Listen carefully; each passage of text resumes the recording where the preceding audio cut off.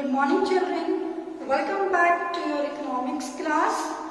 Today we are going to start unit 6, that is development experience of India from the era 1947 to 1990. In this unit we are going to study what was the condition of the Indian economy at the time of independence. Now students, you all know that India had been under British rule approximately a period of 200 years. Okay, and Britishers have exploited India in each and every sector of the economy. Whether it was primary sector, secondary sector or tertiary sector.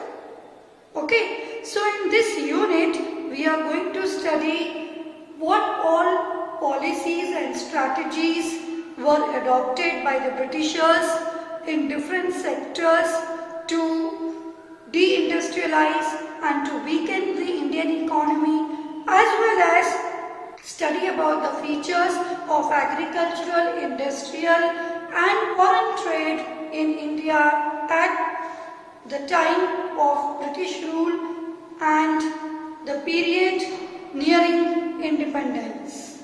Now if we go in detail, we are going to cover up this topic into 3 parts. Britishers introduced this land revenue settlement system under the agricultural sector to exploit the poor farmers and the people who did not have their own land. In this system, the farmers had to pay a fixed amount of revenue, which was also known as lagan. In English we call it rent, to the jamindar in a fixed time period. Failing to do so made the jamindars to exempt from farmers from tilling that portion of land.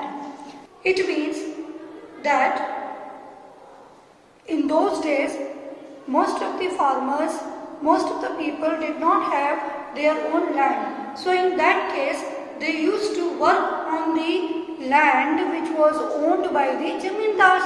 तो अगर वो जमींदार की जमीन पे काम कर रहे हैं तो वो वहाँ टेनेंट हो गए, किराएदार की तरह काम कर रहे हैं. अब उनको उस जमीन पे खेती करने के लिए, उस कल्टीवेशन करने के लिए जमींदार को एक रेंट देना है एक फिक्स टाइम पीरियड में. If they were not able to pay the rent on time, they used to lose the right of cultivating that portion of land of the jamindars. This rent collected by the jamindars was given to the rulers and rulers used to pay to the British government. So in this way, the poor farmers were exploited by jamindars and jamindars were exploited under the British rule under this policy of jamindari system, which is also known as land revenue settlement system. Now what was the result of this policy? The result of this policy was farmers had to pay huge amount of rent, so they did not have much produce left with them to fulfill their needs. It was very difficult for them to do their survival. ना तो उनके पास इतना output बचता था crop का और ना ही उनके पास पैसे बचते थे कि वो अपने आप को सरवाइव कर सकें. और जमींदार के पास जो इनकम आती थी, that he used to spend on his own lavish lifestyle, luxurious life, instead of using that money for the benefit of the farmers. The amount of surplus which was earned in the form of revenue, that is lagan, rent, was used by the jamindars for their own benefits. They did not spend any money on the irrigation facilities or on the improvement of the area of the land which was cultivated. They did not help the poor farmers with that money. The farmers were left without any money, without any surplus to fulfill their needs, and they had very little output for their survival and for their existence of life. In this way, the poor farmers were exploited in this zamindari system. We are going to study about the second subheading, that is colonial exploitation of industrial sector. Before the British rule in India, India was very famous for its handicraft items. There was a huge demand of handicraft items and products of India in the foreign market. But after the Britishers came into India, the demand for handicraft items declined. Prior to the British rule, industrial sector in India was very famous for its handicraft industries and handicraft items which were very popular in the foreign countries.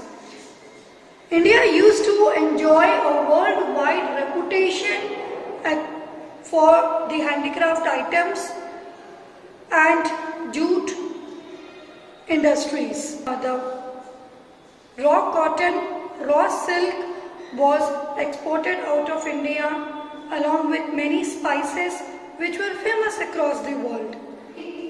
Policies of the British government to deindustrialize the industrial sector of India led to the decline of the demand of the handicraft items.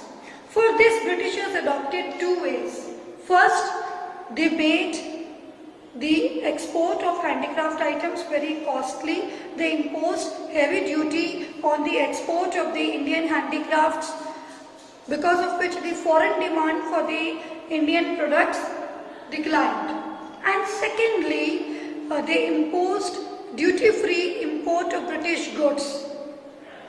That means the goods which will come from Britain to India would not have any import duty, because of which the demand for British goods, imported items started increasing in our country and the demand for Indian goods declined. So in this two-way strategical process, twofold motive of making changes in the policy of industrialization, the Britishers declined the growth of the industrial sector in India. First, by imposing heavy duties on export of industrial items which ruined handicraft industries, and secondly, by introducing duty-free import. That means no duty on the imported items which came from Britain to India. So they got a ready-made market to, sell the finished goods which were coming from the industries of Britain after taking the raw material from India.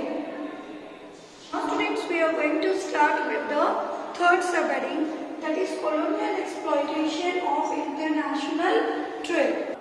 The twofold discriminatory tariff policy led to the failure of the trade in the international market. What happened was tariff-free export of raw materials from India to Britain for the British industries to fulfill the needs of the British industries was executed, and tariff-free imports of British goods into India to expand the demand for the British goods in India was done in the Indian markets.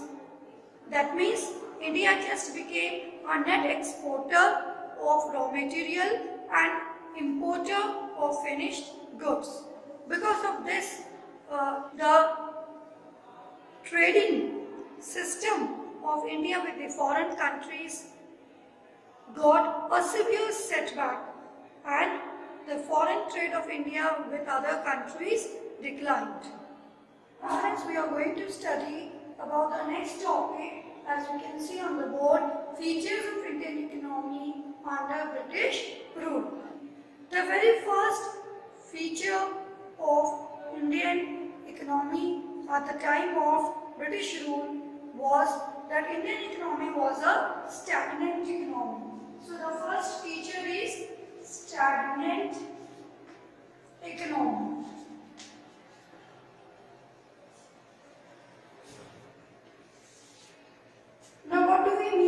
the term stagnant economy. The economy which shows little or no growth is known as stagnant economy. एक ऐसी economy जिसमें या तो बिल्कुल ही growth नहीं होती है या होती है तो बहुत थोड़ी बहुत ग्रोथ होती है, तो that is known as stagnant economy. Most of the people were poor because they were not able to fulfill their basic needs of survival. Per capita income between 1860 to 1945 was nearly 0.5%, and after that in between 1925 to 1950 it rose to 1%. So you can see that how less the growth rate of per capita income was at the time of independence. So that's why it is known as a stagnant economy. The most important feature is, as you can see on the board, backward economy. Indian economy is known as backward economy because of the low growth rate in the economy as well as low per capita income. Okay, GDP and per capita income both were very low. Because of this, the maximum percentage of people were not able to fulfill their basic needs and were living below the poverty line. It was hardly rupees 230 in between 1947 to 48. Most important feature, that is agricultural backwardness. India's agricultural sector was backward and in a very poor state. 72% of India's population was working in the agricultural sector. But the per hectare yield, the per hectare output was so low that people were not able to get that level of production which they expected by cultivating the area of land on which they were working. That means the number of people engaged in the agricultural sector were more, but the productivity, the output and per hectare yield was quite low. For example, if we talk about wheat and rice, then for wheat it was 660 kgs per hectare and for rice it was 665 kgs per hectare.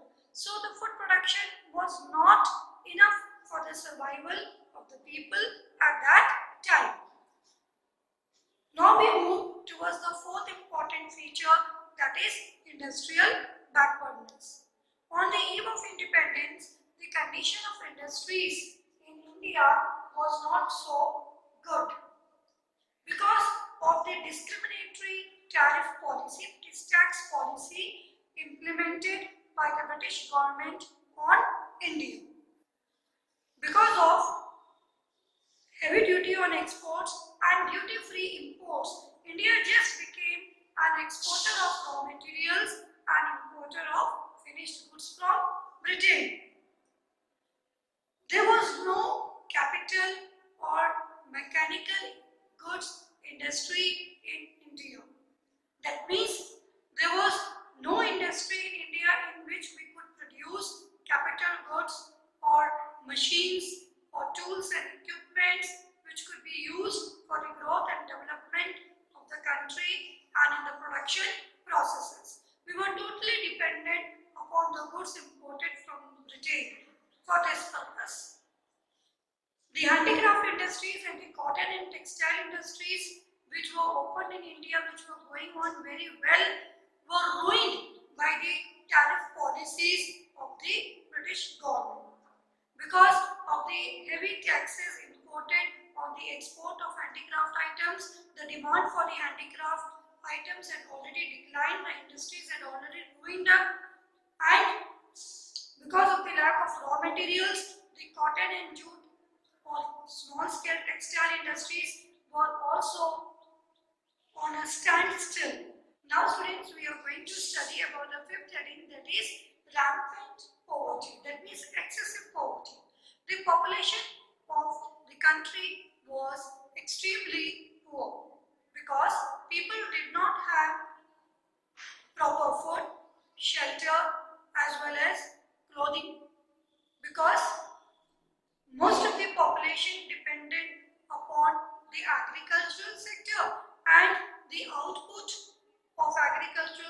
was quite low, per hectare yield was quite low, so they were not able to earn high amount of revenue from the sale of the output, and they had to pay lagan, that is rent, to the zamindars. So the condition of the people in the country was miserable and people were poor. Now sixth heading is poor infrastructure. The condition of infrastructure in India, whether economically or socially, was very poor. India did not have proper infrastructural facilities. There was lack of means of transport, communication, as well as irrigation facilities.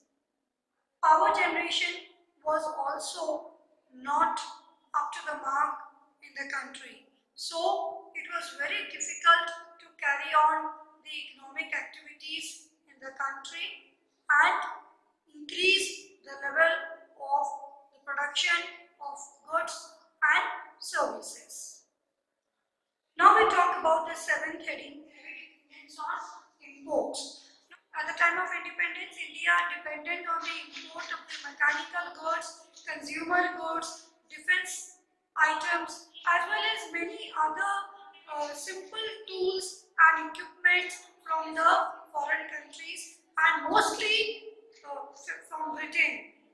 India was not able to produce any type of capital goods at that time. There was only one industry, one iron and steel industry, which was set up in the country in 1907 by Jamshedji Tata, that is also known as Tata Iron and Steel Company. Except that there was no other capital goods industry in India. Now move to the next heading, that is limited urbanization. At the time of independence, the bulk of the population lived in the villages. That is 86% of the population lived in the villages and only 14% of the population lived in the towns or cities. So that was the scenario at that time. Most of the people preferred to live in the rural areas. Very less population lived in the urban areas because people were mostly dependent upon the agricultural activities. Now students, we move towards the next heading, that is semi-feudal economy. At that time, the economic conditions were semi-feudal. That means zamindars used to play the role of capitalists and laborers used to play the role in the feudal economy. Okay, so there was a combination of two systems which were going parallel to each other. That's why it was known as semi-feudal economy. An economy which consisted of feudalistic features as well as capitalistic features. Therefore, it is known as semi-feudal economy. And that is colonial economy. All of us are well aware that at the time of independence, the Britishers had already established their colonies in the country. So we were totally under the influence and control of the British government. That's why Indian economy that to be known as colonial economy. To study about the next topic, that is features of agricultural sector on the eve of independence.